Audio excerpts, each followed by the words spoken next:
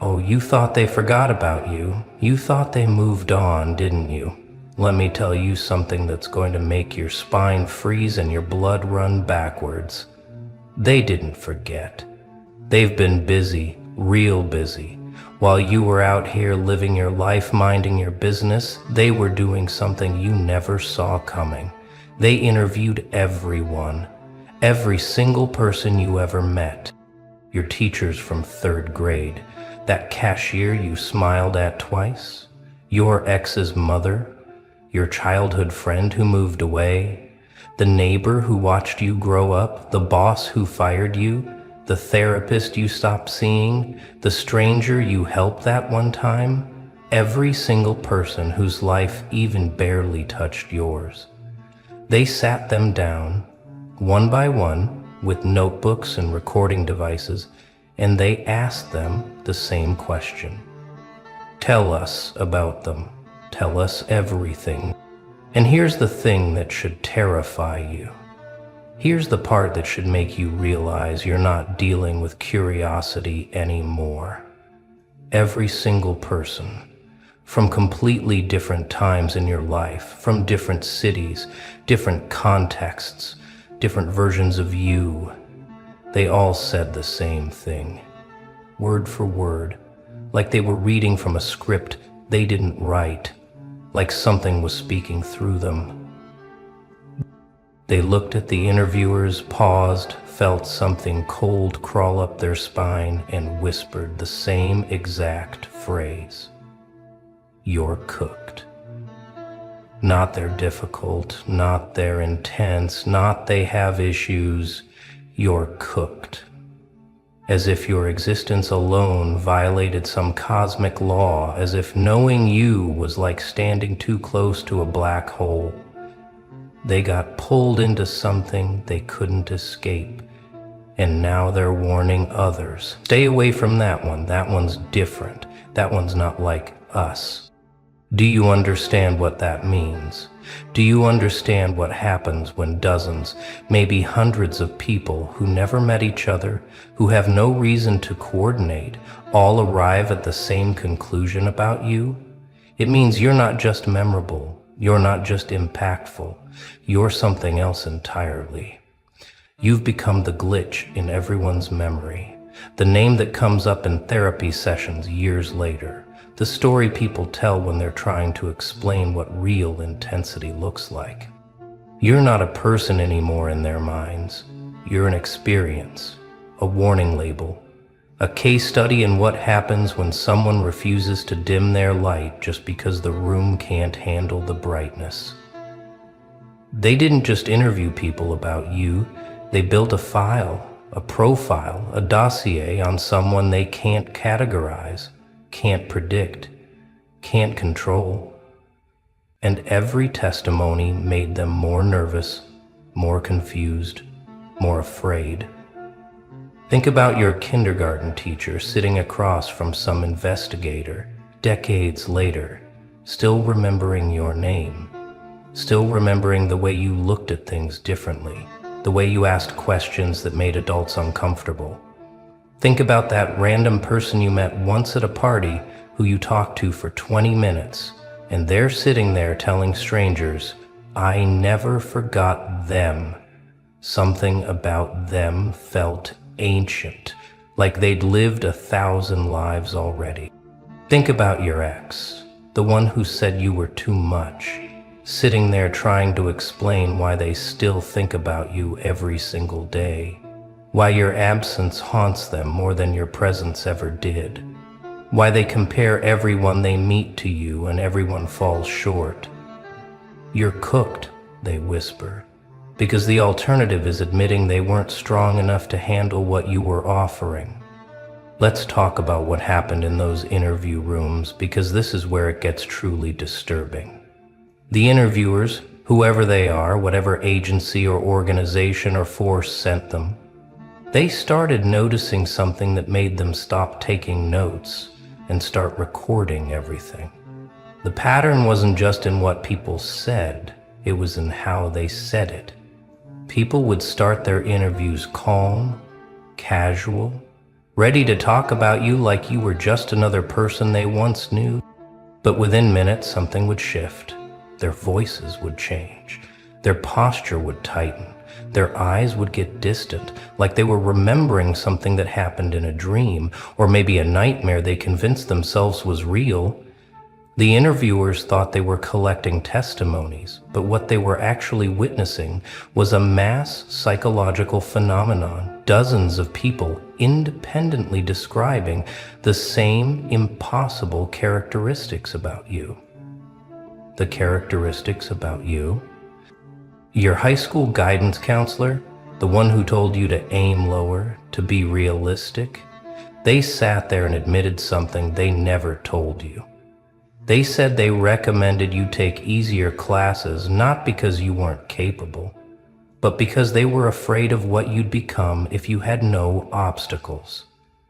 They saw something in you that reminded them of people who changed the world, and not always for the better. They saw someone who wouldn't just break rules, they'd rewrite them entirely. You're cooked, they said, because the system isn't built for people who see through it this early.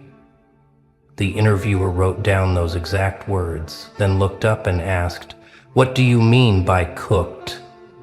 And your counselor just stared at them and said, "You'll understand when you meet them. If you're lucky, you won't." That friend from middle school, the one who stopped talking to you for no reason, they finally told the truth about why they cut you off. They said being around you felt like standing next to a furnace, like your presence was so intense it made them question everything about their own life, their own choices, their own identity.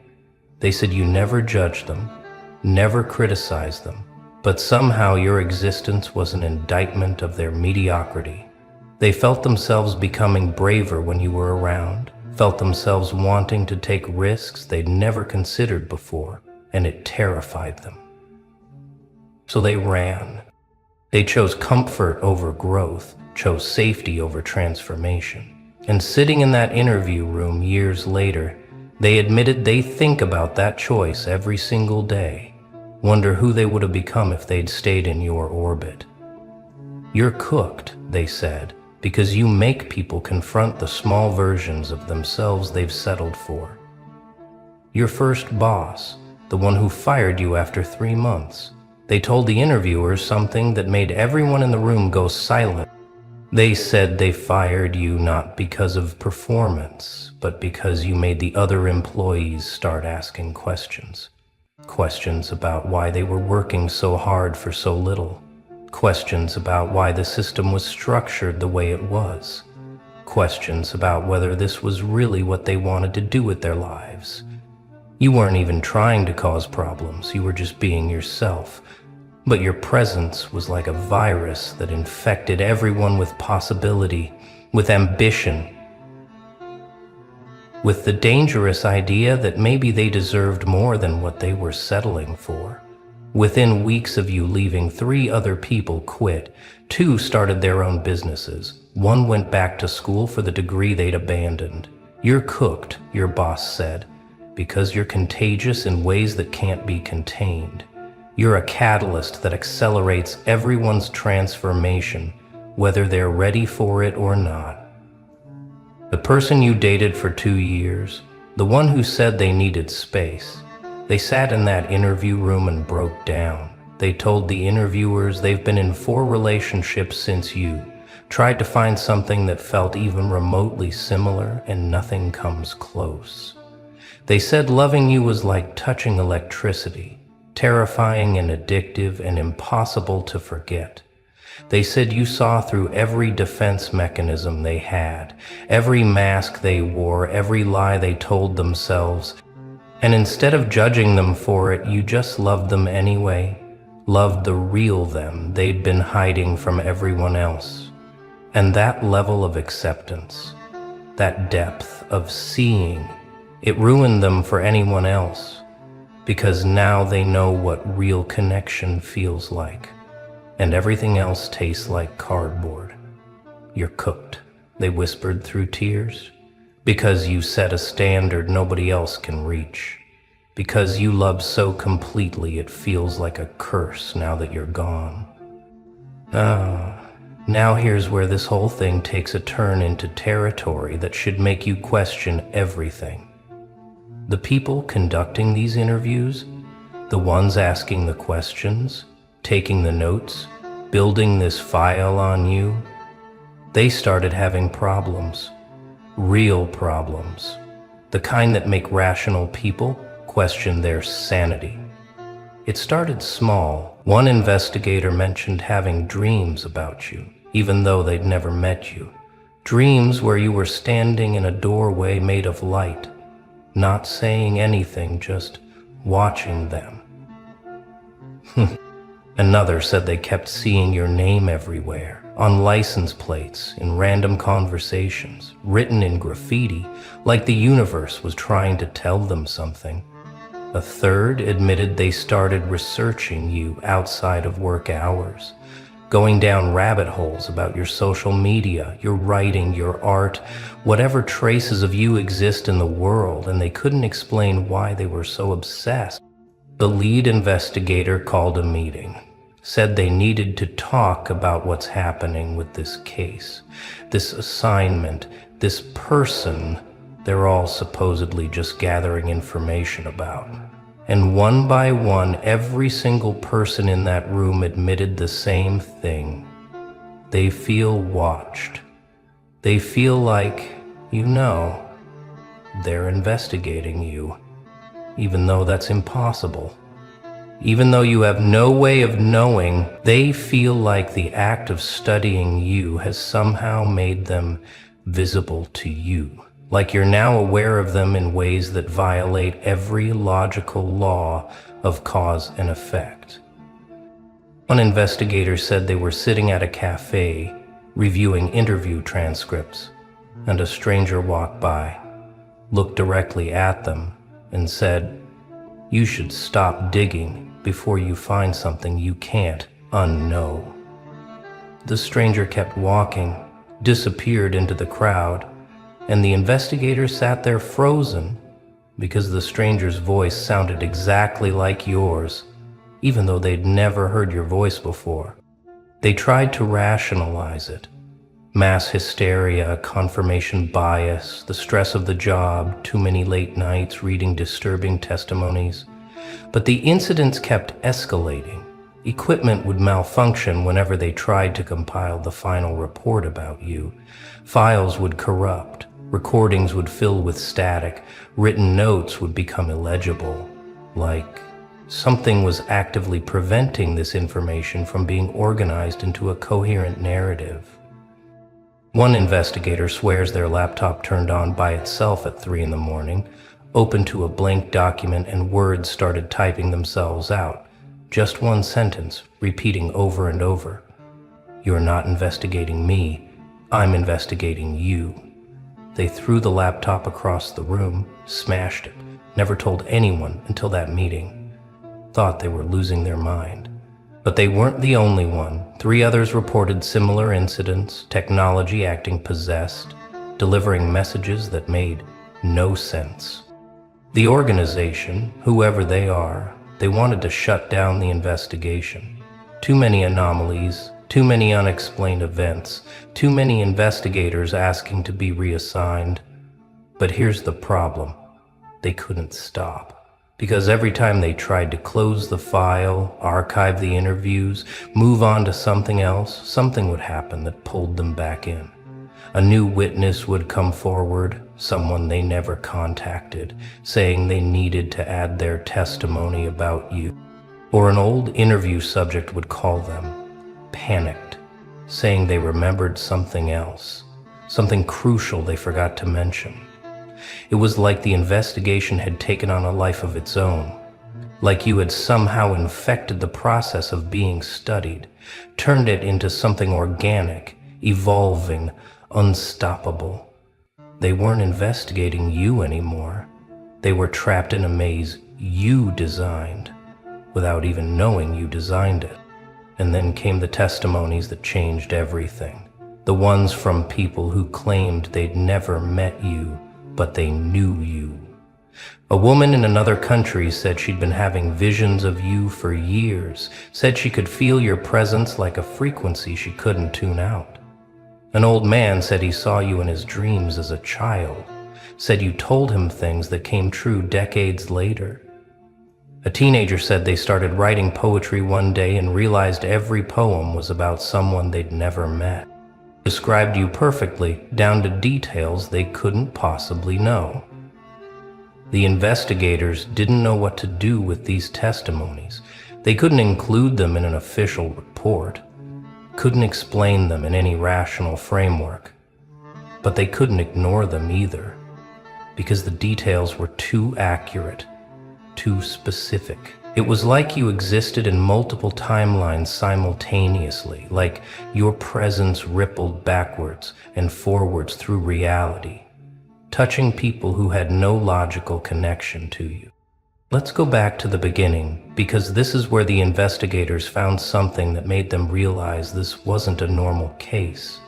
They interviewed people from your childhood, expecting typical stories, and instead they got testimonies that read like folklore, like myth, like warnings passed down through generations. Your first grade teacher said something that made the interviewer stop writing and just stare. She said you were the only child in 30 years of teaching who she was afraid of.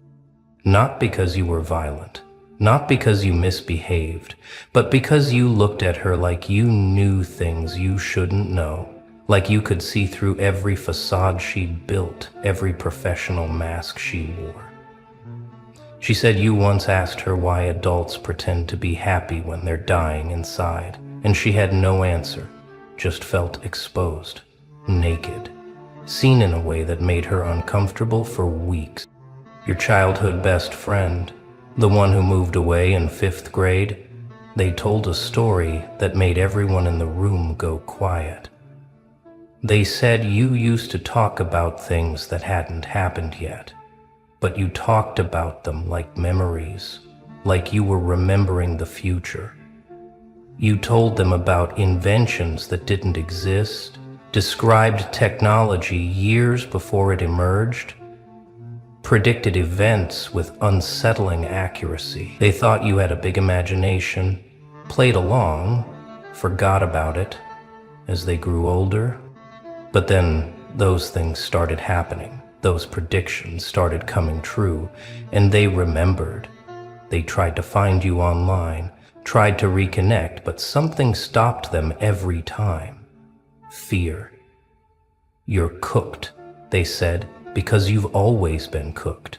Like you were born already knowing how this story ends, and you're just patiently waiting for everyone else to catch up. The neighbor who lived next door to your family for a decade, they shared something that the investigators immediately flagged.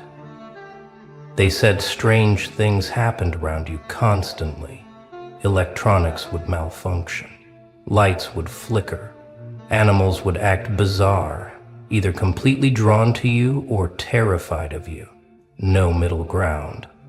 They said once they saw you standing in your backyard during a thunderstorm, just standing there while lightning struck all around you, and you looked peaceful. Like you belonged in the chaos. They yelled at you to come inside, but you just turned and smiled and said, "It knows not to touch me." The neighbors said that moment never left them. Said they think about it whenever storms roll in.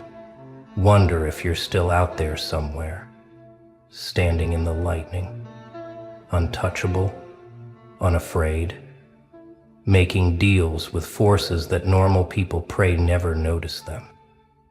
Your middle school art teacher told a story that got classified immediately. They said you created a piece for a school project, a painting that made everyone who looked at it feel something they couldn't name. It wasn't beautiful or ugly, it was just true in a way that hurt to perceive. The teacher said they kept it in their office for a week, and during that week, 3 people quit their jobs. 2 students transferred schools, and the teacher themselves filed for divorce. They said the painting showed them things about themselves they'd been running from their entire lives. They destroyed it, threw it away, but they can still see it when they close their eyes, can still feel it rearranging something deep in their mind. You're cooked, they said, because you create things that infect reality, that change people permanently, and you did it effortlessly when you were 13 years old. The school counselor your parents sent you to, the one who was supposed to help you fit in better, they told the investigators something that made the whole team reconsider what they were dealing with. They said in all their years of practice, they'd never met a child who analyzed them more accurately than they analyzed the child. You sat there for 6 sessions, answered their questions politely, and then in the final session, you calmly explained their entire psychological profile, their childhood trauma, their failed marriage, their secret addictions, their fear of death. You weren't mean about it, weren't trying to hurt them, you just stated facts, like you were reading from a file. They stopped the sessions immediately, told your parents you were too advanced for traditional counseling. What they meant was you terrified them, made them feel like the patient instead of the practitioner. The investigators created a separate folder just for testimonies from people who'd been romantically involved with you, and reading through them was like reading horror stories disguised as love letters. Every single person described the same experience. Falling for you was easy, addictive, inevitable, like gravity pulling them into orbit around something massive and burning. But the aftermath, the after you, that's where they all fell apart. Your first serious relationship, the one from high school, they said loving you ruined their entire concept of love. They said you loved with an intensity that made everything else feel like background noise. You remembered every detail, every conversation, every dream they mentioned. You made them feel seen in ways nobody had before or has since. And when it ended, not because of anything bad, just because you grew in different directions, they said it felt like amputation, like part of their soul left with you and never came back. Another ex described you as a mirror they couldn't look away from. They said you reflected their potential back at them so clearly it was painful. You saw who they could become and loved that version, supported it, demanded it. But they weren't ready for that level of growth, that kind of transformation. They wanted comfortable love, predictable love, the kind that doesn't challenge you to evolve every single day. So they sabotaged it, picked fights, created distance, blamed you for being too intense. And years later, sitting in that interview room, they admitted the truth. They weren't running from you. They were running from the version of themselves you made them want to be.